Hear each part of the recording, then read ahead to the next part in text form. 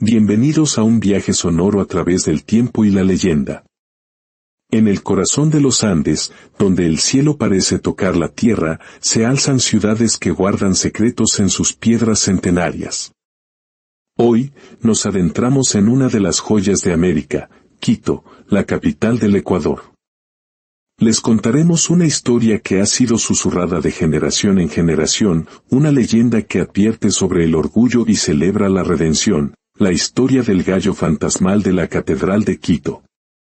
Que la gracia de esta historia ilumine su día.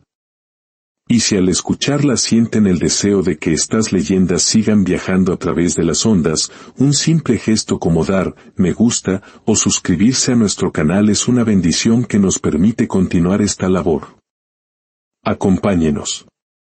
En el Quito del siglo XIX, una ciudad de callejuelas empedradas, balcones de madera tallada y el murmullo constante de campanas, vivía un hombre cuyo nombre era sinónimo de poder y exceso, Don Diego de la Vega. Heredero de una de las familias más antiguas y acaudaladas, Don Diego no era simplemente un hombre, era una institución. Su casona, una fortaleza de lujo en plena Plaza Grande, se erigía a pocos pasos de la imponente Catedral Metropolitana, como un desafío silencioso al poder divino. Las tierras de los de la Vega se extendían como un manto verde desde las faldas del volcán Imbabura hasta los confines del altiplano, y su riqueza era tan vasta como su arrogancia. Don Diego era un hombre de figura imponente, de barba cuidadosamente recortada y ojos oscuros que destilaban una peligrosa mezcla de encanto y desdén. Su voz grave, acostumbrada a dar órdenes, resonaba en las tertulias nocturnas, donde el aguardiente y las coplas fluían hasta el amanecer. Su rutina era un ritual de opulencia. Despertaba con los primeros rayos de sol en una cama de caoba, envuelto en sábanas de lino español. Su desayuno era un banquete, lomo asado, papas doradas, y una taza de chocolate espumoso, cuyo aroma a cacao de la costa perfumaba toda la casa. Pasaba las mañanas en su biblioteca, un santuario de cuero y madera, hojeando crónicas de la conquista o los informes de sus haciendas, pero su mente siempre vagaba hacia las noches de juerga que lo aguardaban. Porque la verdadera pasión de Don Diego residía en las tabernas, en el rasgueo de la guitarra y en las risas estruendosas.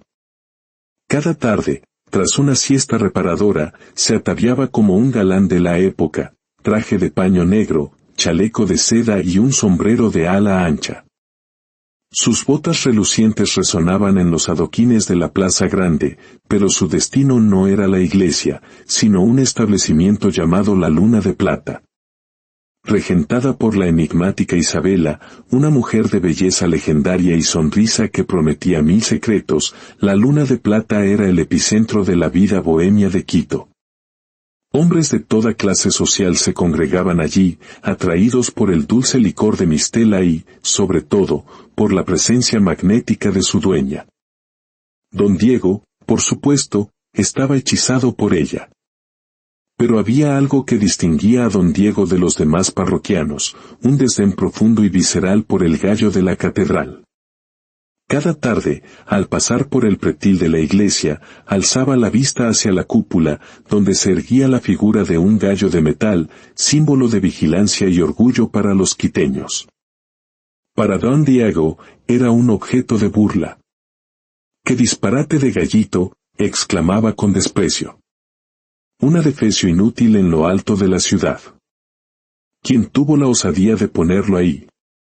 Nadie se atrevía a contradecirlo. Su apellido era un escudo impenetrable.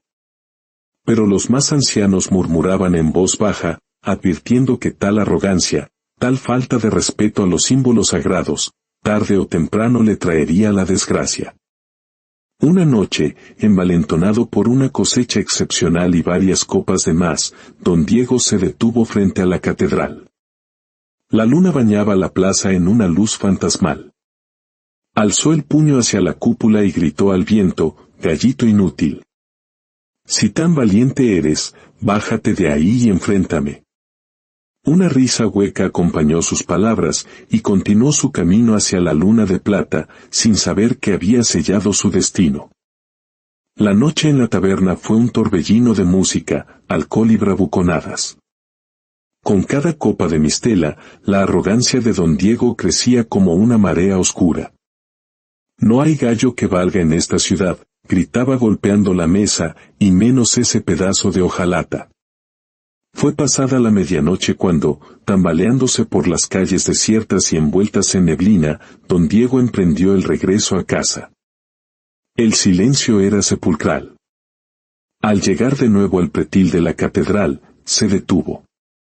Allí estaba el gallo, una silueta inmóvil contra la luna. Gallito de pacotilla, gritó con la voz pastosa por el licor.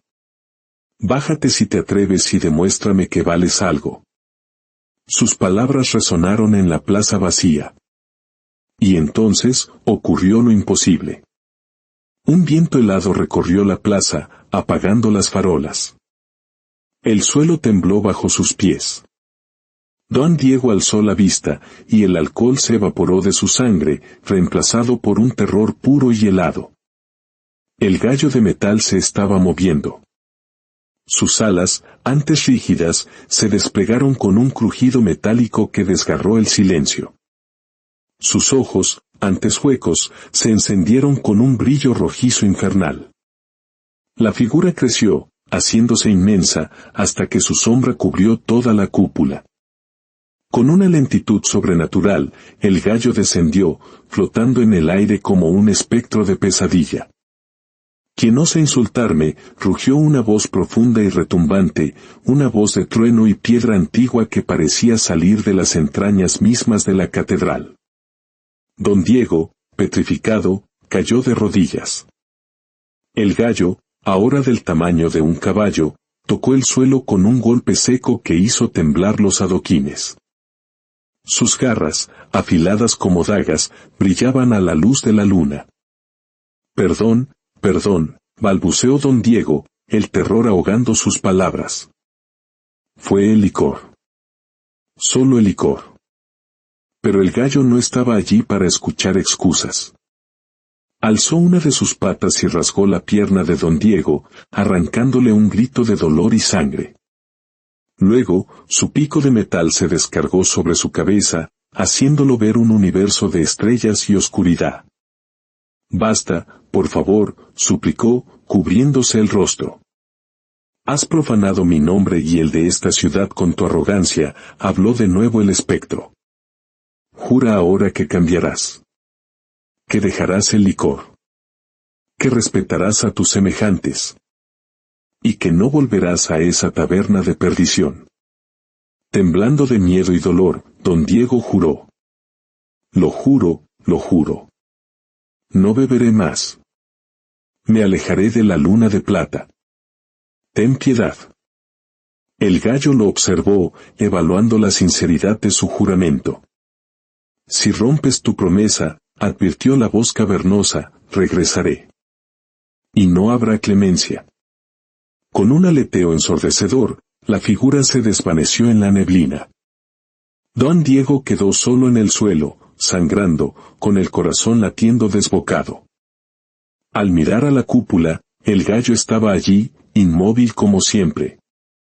Pero ahora, su presencia era una advertencia silenciosa y eterna. El amanecer encontró a un hombre cambiado. La herida en su pierna era real, y el peso de su juramento lo atormentaba. Ya no era don Diego de la Vega, el hacendado invencible. Era un hombre marcado por lo sobrenatural, un hombre que se preguntaba si tendría la fuerza para cumplir una promesa hecha bajo la sombra del gallo fantasmal. Su vida, tal como la conocía, había terminado para siempre. Tras la noche de terror, don Diego de la Vega se convirtió en un hombre perseguido por una promesa. La arrogancia se había desvanecido, reemplazada por un miedo que lo carcomía por dentro. Se encerró en su casona, evitando el mundo. Los días se convirtieron en un tormento de introspección y las noches en un desfile de pesadillas donde el gallo lo acechaba. Decidió buscar respuestas. Recordó las leyendas que contaban los ancianos y buscó el consejo del padre Antonio, un sabio sacerdote de la iglesia de San Francisco. El padre, al escuchar su relato, no mostró sorpresa. El gallo de la catedral, hijo mío, dijo con voz serena, no es solo una estatua. Para muchos, es un guardián, un espíritu que protege el equilibrio de Quito. Castiga la arrogancia y la injusticia. Si se te apareció, es porque hay una deuda en tu alma, y quizás, en la de tu familia. Intrigado, don Diego se sumergió en los viejos diarios de sus antepasados. En la polvorienta biblioteca, entre cartas y registros de tierras, encontró la verdad. Su bisabuelo, don Fernando de la Vega, había hecho un juramento a la iglesia, donar una vasta porción de sus tierras para construir un hospicio para los pobres. Pero la codicia pudo más que su palabra. Rompió su promesa, vendió las tierras y amasó una fortuna sobre un pecado de perjurio. La maldición del gallo no era solo por su propia arrogancia, era el eco de una traición familiar. Entendió que su redención no sería sencilla. Una tarde, el destino lo puso cara a cara con Isabela. Ella, lejos de ser solo la dueña de una taberna, se reveló como descendiente de una línea de guardianes de Quito, personas que conocían los secretos ancestrales de la ciudad. El gallo está ligado a tu familia, Diego, le confesó en una plaza apartada. El juramento de tu bisabuelo no fue solo con la iglesia, fue con los espíritus de esta tierra. Y ellos no olvidan. Isabela le habló de una cámara secreta bajo la catedral, donde se guardaba el pacto original y un antiguo relicario que contenía la clave para romper la maldición. Guiado por ella, don Diego descendió a las entrañas de la catedral. Encontraron una sala circular cubierta de grabados que mezclaban la cruz cristiana con el sol indígena. En el centro, sobre un pedestal, reposaba el relicario. Pero al intentar abrirlo, un calor ardiente lo rechazó. El gallo sabía que aún no estaba listo. El verdadero sacrificio aún no había sido hecho. Don Diego comprendió. No bastaba con el miedo. Debía demostrar con acciones que merecía el perdón. Tomó la decisión más difícil de su vida, honraría la promesa de su bisabuelo. Anunció públicamente que donaría gran parte de su fortuna y sus tierras para construir no solo un hospicio, sino también una escuela para los hijos de los indígenas y campesinos. La élite de Quito lo llamó loco. Sus amigos le dieron la espalda. Su propio primo, don Rafael, intentó detenerlo, acusándolo de traicionar su linaje. Pero don Diego se mantuvo firme. En una ceremonia pública en la Plaza Grande, frente a la catedral y bajo la mirada inmóvil del gallo, renunció a su legado de opulencia. La posición de mi familia se construyó sobre una traición, declaró. Es hora de corregirla. Esa misma noche, regresó a la cámara secreta. Esta vez, al acercarse al relicario, sintió un calor suave y acogedor. La voz del gallo resonó una última vez, ¿es tu sacrificio suficiente, Diego de la Vega? He dado todo lo que tengo, respondió, mi orgullo, mi pasado, mi riqueza. Lo he puesto al servicio de aquellos a quienes mi familia dañó. Con un suave clic, el relicario se abrió. En su interior, una única pluma dorada brillaba con una luz sobrenatural. Al tocarla, una paz inmensa inundó su ser. La figura del gallo apareció ante él, no como un espectro vengador, sino como un guardián majestuoso. Has cumplido, dijo la voz, ahora serena. La deuda está saldada. Vive con la humildad que has aprendido. La maldición se había roto. Don Diego de la Vega dedicó el resto de sus días a su obra. La casona de la Plaza Grande se convirtió en un orfanato. Las tierras de su familia se transformaron en cooperativas justas. Ya no era el hacendado arrogante, sino un hombre respetado por su generosidad y sabiduría. A veces, en las noches claras, miraba hacia la cúpula de la catedral. El gallo seguía allí, vigilante, pero ya no era una amenaza. Era un recordatorio. Un recordatorio de que la verdadera riqueza no está en lo que se posee, sino en lo que se da. Y de que incluso el alma más perdida puede encontrar el camino de regreso a la luz. Así concluye la leyenda del gallo de la catedral, un relato que nos enseña que la redención es un viaje, no un destino, y que el orgullo es el más pesado de los fardos. Esperamos que esta historia haya resonado en sus corazones. Que la lección de Don Diego nos inspire a todos a mirar más allá de nosotros mismos, a reconocer nuestras propias deudas y a buscar la justicia en nuestros actos. Que la paz los acompañe y que las historias, como esta, sigan iluminando nuestro camino. Gracias por escucharnos y hasta nuestro próximo encuentro en el rincón donde la historia y la leyenda se hacen una.